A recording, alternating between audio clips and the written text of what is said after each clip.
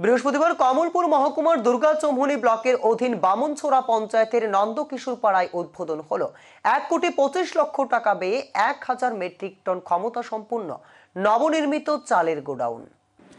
বৃহস্পতিবার কমলপুরের দুর্গাচৌমুহনী আরডি ব্লকের অন্তর্ভুক্ত বামনছড়া পঞ্চায়েতের নন্দকিশোর পাড়ায় ফলক উন্মোচনের মাধ্যমে এবং ফিতা কেটে 1,25,00,000 টাকা ব্যয়ে নবনির্মিত 1000 ক্ষমতা সম্পন্ন চালের গোডাউন উদ্বোধন করেন রাজ্যের কৃষি মন্ত্রী রতনলাল নাথ। উপস্থিত ছিলেন বিধায়িকা স্বপ্না দাস পাল, দুর্গাচৌমুহনী ব্লকের পঞ্চায়েত সমিতির চেয়ারম্যান ভানু প্রতাপ লোদে, ধলাই জেলার জেলা পরিষদের সদস্য সন্তোষ দাস, কৃষি অধিকর্তা শরদিন্দু দাস প্রমুখ। বামনছড়া পঞ্চায়েতের নন্দকিশোর পাড়ায় গোডাউন নির্মাণ প্রাককালে ভূমিদাতা নিবারণ দেবনাথকে অনুষ্ঠান মঞ্চে কৃষিমন্ত্রী রতনলাল নাথ ও বিধায়িকা স্বপ্না দাস পাল সংবর্ধনা জ্ঞাপন করেন। তাছাড়া উদ্বোধন অনুষ্ঠানে বামনছড়া পঞ্চায়েতের 5 জন কৃষককে বিনামূল্যে জলের পাম্প মেশিন প্রদান করা হয়েছে। অনুষ্ঠানে স্বাগত ভাষণ দেন রাজ্যের কৃষি অধিকর্তা শরদিন্দু দাস। উদ্বোধন ভাষণ দিতে গিয়ে রাজ্যের কৃষি মন্ত্রী রতনলাল নাথ বলেন, ত্রিপুরায় কানি হিসাবে জমি আছে 60,62,000 কানি। এর মধ্যে 15 লক্ষ কানি জমিতে ধান চাষ হয়। সেই হিসেবে জমির পরিমাণ কম, এর জন্য অল্প জমিতে অধিক ফসল কিভাবে করা যায় এর চিন্তা করতে হবে। আধুনিক পদ্ধতিতে জমিতে ফসল করতে হবে।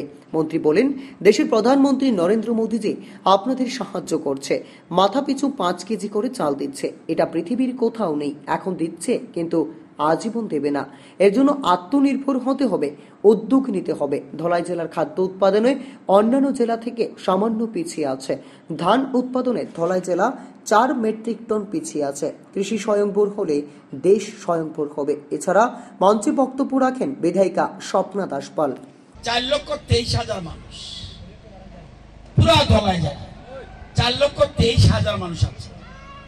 তো আপনাদের কতটুক চাল লাগবে? আপনাদের চাল লাগবে 96,000 মেট্রিক টন এক বছরে।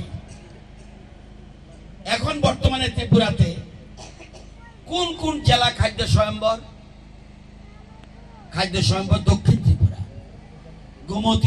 গোমতী জেলা, সিপাহী জেলা, এরা খাদ্য স্বয়ম্বর। আপনারা খাদ্য স্বয়ম্বর নেই না। আপনাদের দরকার 96,000 মেট্রিক টন ধান।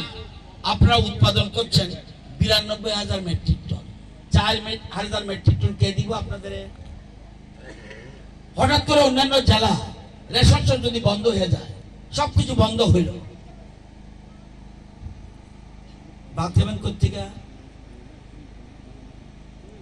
এই জন্য সরকার বলছে আত্মনির্ভর হও, নিজের পায়ে দাঁড়াও, স্বয়ম্বর হও, সরকার সব সাহায্য করবে।